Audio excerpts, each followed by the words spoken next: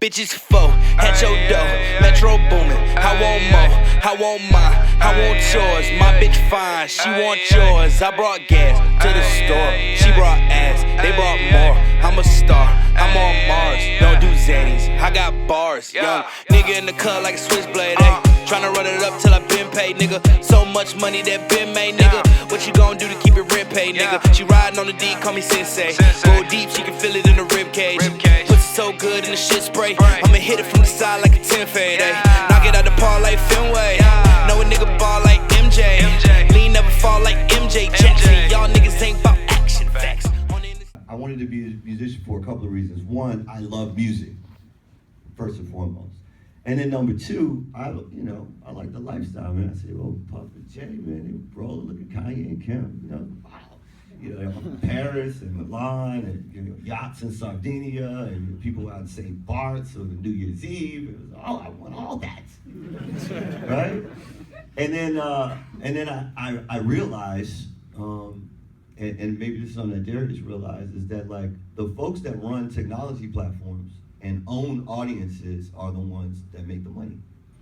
Now, what's interesting to me about that revelation is that every single person in this room who's either a creator or affiliated management, business management, booking agent, whatever it is for creatives, those people are the people who build audiences faster than anyone else on the planet, right? So there are a lot of tech CEOs. I can start naming them. There's a tech CEO right there. Get well, raise your hand, right? If you looked at his social numbers, right, he's nowhere near my homeboy from New York City, a kid by the name of call him Rennie. He does comedy videos, 1 million followers on Instagram. That's my homeboy, right? The difference between Rennie and my guy that's sitting right here is that he knows every single person that's using his app. He knows every time they log in. He knows what behavior kicks them out of the app. And when he wants to tell them something, like an update about his app, he just presses a button and emails everybody, right? Now, imagine if you guys could have that same kind of influence, power, and direct communication on the audiences that you build organically just off the fact that you could spit better, you got more bars, you more fly, you're more culturally relevant. Imagine if you could actually have the same amount of direct access, insight, and data on the people that you influence as the person who built Instagram. The person who built Instagram sold it for $1.1 billion. The person who built Dropbox, where a lot of us store all of our music, Drew Houston, himself alone is worth $1.5 billion. The person who built BET, Bob Johnson, himself, he sold it for $3.1 billion to Viacom. Why is it that Bob Johnson, if you looked at his socials, he's not Zendaya, he's not Jay-Z, he's not Beyonce, but he's at the $3 billion mark, and the influencers are all spread out on one little page and a little spread on Forbes. Ha ha ha, let's look at the guys that, make the music and dance and tap dance and whatever, right? Even Dr. Dre, with a sale of technology beats to Apple, still hasn't crossed the $1 billion mark, even though the influence of hip hop culture is a multi-billion dollar enterprise, right? Look, it's Paris Fashion Week. I just came from there. Look at the influence on the runways. Look how much we got to pay when we go in the Louis Vuitton store if we want to get fly, right? The difference is that we immediately go and we build platforms for other people, right?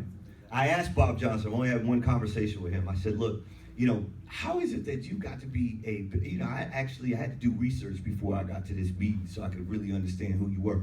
How is it that you got to be, a billionaire before Puff Daddy? Everybody knows Puff Daddy. He said, well, listen, Puff Daddy would take $2 million, do a victory video, $2 million, right? And then he would walk across the street, give me a $2 million piece of content for free. I put it on BET. Then Busta Rhymes and Janet Jackson make a $7 million video.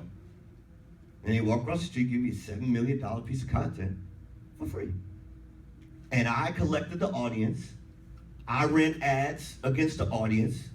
Then I sold the audience to Viacom for $3.1 billion, right?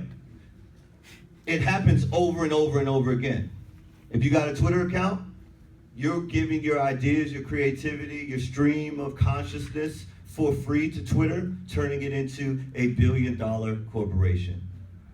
If you have an Instagram account, you staging your photo shoots, maybe you have a shooter that runs around with you, takes your pictures, maybe you're doing selfies, but you're giving your content for free to a platform that is now $1 billion corporation. If you have a YouTube account, you take your money that you make, maybe you're selling CDs hand to hand, you take a little $5,000, $2,000, $1,500, you put that into a video, you put it on the platform, you give your content for free to a platform that sells to Google and is a $1 billion corporation, right? And so the aggregate of that is everyone that's in this room. How many of you guys received a check from Instagram when they sold for $1.1 billion? Raise your hand. Received a check from Instagram. Thanks for all the pictures you put on here. How many received a check from YouTube? Thanks for all the videos you put up. How many received a check from Twitter, right? The difference between startup founders, the reason why a kid like Drew Houston can become a billionaire in 7 years, 1.5 billion. The reason why it takes Jay 20 years to reach 1/3 of that, and not saying that getting to 500 million is a bad idea, but I say this. The guys that founded Google, they had a concept. The concept behind Google is we're gonna shoot for the moon. The one time I ever got a chance, I was doing the music for Puffy at the VMAs in Miami. And Puffy got the most incredible backstage areas of all time, like all white, you know, his family's back there, all the celebrities is back there, Quincy Jones is back there. I'm sitting there as a producer, Quincy Jones, literally one of the icons, people that I want to pattern my career, musical, stamp everything behind. I have a chance to talk to Quincy Jones. I said, Quincy Jones, can you give me a piece of advice? Tell me something. He said, Ryan, shoot for the moon. When we talk, we sit down, we did Michael Jackson Thriller, man, we shot for the moon. Shoot for the moon every time, because even if you miss, you still out of here. You still out of here. You still in outer space, right? Shoot for the moon.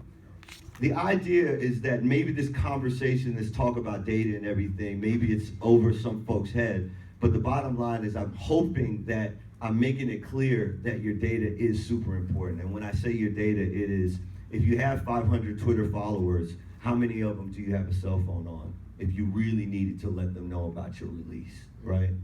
If you have 1,200 Instagram followers, how many of them do you have a cell phone on that if Instagram changed the algorithm? I remember all the pictures that went up. Yo, please turn on notifications. Instagram changed the algorithms. You might not even see my posts anymore. How many of them do you have a cell phone number on? You can just text them, yo, my record just dropped. I love your support. So when it comes to data, as a Harvard kid, you know, I sold 180,000 albums my first time out. My second album was nominated for a Grammy, arguably a better body of work. I only sold 60,000 albums.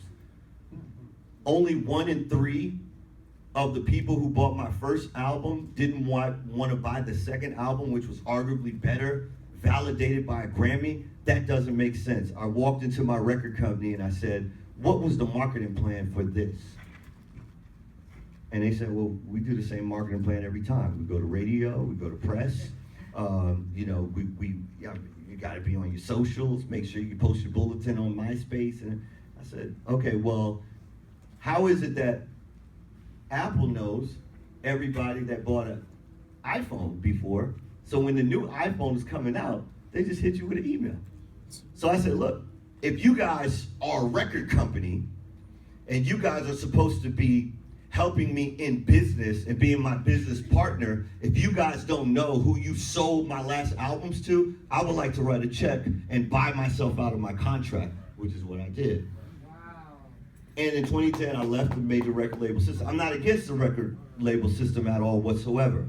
But at that time, that's the decision I decided to make. In 2013, I decided, hey, I'm gonna start collecting a cell phone number on everybody who's a fan, right? I had to build it, right? And to Darius's point, I had nothing to lose, right? I had to learn. This wasn't something I learned in Harvard. I had already been out of Harvard for 15 years already. I went on Google, taught myself how to code so I could teach my phone to do something very simple. Number one, somebody sends me a text. Hey, thanks for the text, but I have no idea who you are. Can you add yourself to my phone book so I know who I'm talking to? That's the first thing my phone does. Number two, I sell all my music direct. There is an argument for discovery being on Spotify and YouTube and all those other platforms. Those are platforms that have become the standard for content distribution. I'm not knocking those platforms at all whatsoever. I'm just saying, when you're building an audience on those platforms, make sure you know who's watching. How many of you guys have a phone number on everybody that watched your last YouTube video? How many of you guys have a phone number on every single one of your SoundCloud followers? The answer is, none of us do, not even me, right? But I do happen to have, of my 550,000 Twitter followers, I happen to have 57,000 phone numbers, right? And so what that meant for me from a monetary standpoint is when I sold 180,000 records on Universal, I still didn't recoup because they spent $2 million to try to market it and even get 180,000 records sold. That means when I took a nosedive and sold 60,000 records the second time, we definitely didn't recoup. When I went independent and I went and did a little deal with Sony Red and we sold 20,000 units, I started making a little money, $2 a record, $40,000 on 20,000 units. The math is starting to look a little better, but they still didn't know who actually had bought the records. When I switched everything on its head and I told people, if you want my album, shoot me a text, I'm gonna send you a link. 33,000 people texted me, not a lot. 33,000 people texted me. 17,000 people bought the album. More than 1 in every 2 people who texted me bought my album.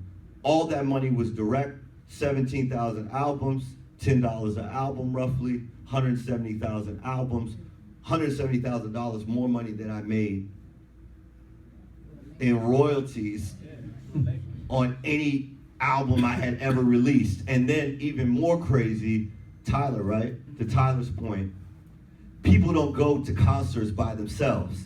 So 17,000 people bought my record. I could press a button, text them whenever I was doing a show. They brought 1 or 2 or 3 people with them. 40,000 tickets sold, $40 a ticket, $1.6 million in revenue, no label, no manager, straight off the iPhone.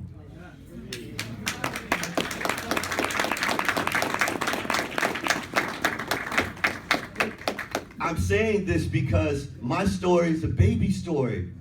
My story is the story of somebody that already came off his peak. Everyone that's sitting in this room is on their way up. My crusade is to make sure that y'all do it right. You're making the music, you're putting the time in. You're not gonna get this year back.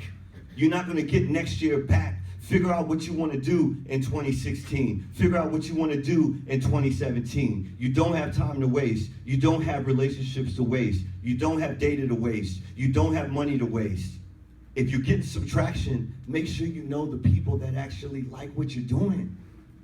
Make sure you have a connection with them. Like Tyler said, you got to know your fans. It's really awesome if one of your fans happens to be an engineer at Google.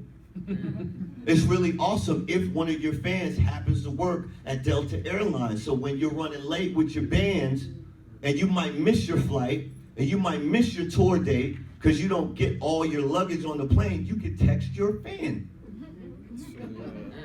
And they can gate check your bags. It's real. It's real. And so You don't have to do it on my platform, but I would just say that I'm building a platform because basically what happens is like Darius. A lot of people will come to me, yo, Ryan, I want to replicate that success. You know, can you give me coaching one-on-one? You know, how much does it cost? Can we take a class, etc.? And basically I realized you can't scale yourself. The reason why Dropbox is as big as it is because 800 million people can be logged in to Dropbox at the same time. 1 billion people can be logged into Facebook at the same time. Jay-Z can only perform in one city per night. It's non-scalable, which means that every single person that's in that stadium is super important to Jay-Z's success and sustenance as an artist that continues to make money. It's expensive to do it now, but it's going to get cheaper and cheaper and cheaper. How many of y'all remember when you had dial-up modems, right? Where you actually, right? So you would call your friend's house and you would be busy. And then you hit them back, 30 minutes later, yo, I was on the internet, right? Right? I remember that, man. You know what I'm saying? And it was so expensive and the internet was mad slow, right? How many of y'all got a cell phone in the audience right now? Everybody has a cell phone in the audience. When I was starting out, it was crazy to just have a pager, right? The guy, like the dope boys had the cell phones, right? They were walking around like this with a big thing and a cord. Walking around, yo, I'm on my celly right now. You know what I'm saying? Or the car phones. Now we have supercomputers in our hands. They're affordable to everyone. You don't have to buy the $700 iPhone to still be able to connect to the internet with a supercomputer, right? And so it's about starting to think about the future that you want to create for your music today. It might be a little expensive today. It might be a little time consuming today. The speed of technology is going to reduce all those costs and it's going to reduce the time that it takes to mint millionaires and billionaires in the future. As cultural ambassadors, as the people who are writing the music that everybody's listening to, as the people who are driving the way that the luxury companies create their clothing, as the people that Apple piggybacks on to sell their devices, right? Sorry, I got my 7 right here, right? It's our responsibility. Nobody else is going to do it for us. It's our responsibility to make sure that we know, as individually as Steve Jobs or Tim Cook knew everything. They literally know. They know everything. They know every way in which you interact with the Apple brand. They know what movies you like. They know whether you're streaming or you download. They know what devices you're on. They know what applications you download. And it helps them to become incredible companies, right? And so if the question is the value of data, hopefully that's a good answer. Definitely answer that and more. If I was but we appreciate that. If I was to summarize some of the things I've heard, because I want to give it, I have a ton of more questions, but I do want to be honest and fair to the audience and give them opportunity. Matter of fact, as I'm doing these summary points, if you were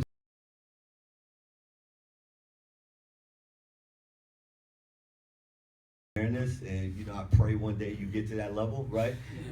But in the short term, when you're really about whether you pay for World Star Hip Hop, right, placement, whether you pay for Dat Piff placement, whether you pay for Facebook advertising, Instagram advertising, Google AdWords, etc., it's going to be about how many people make it into your database. If there's nothing you walk away with from today's panel, in order to make money and monetize on your community, get as many people in your database as possible. It's okay if you want that database to be Instagram.